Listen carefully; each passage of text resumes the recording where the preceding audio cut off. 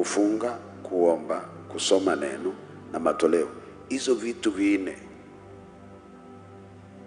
viko na umuhimu kubwa sana kwa maisha yako kama muumini, lakini kama mchungaji vina umuhimu zaidi.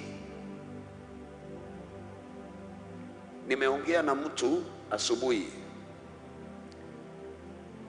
wenda ananisikiza, akanielezea ile kitu amefahamu kuhusu jinsi mtu anastahili kufanikiwa na kile ambacho hakujua, na ile information amenipa is completely wrong.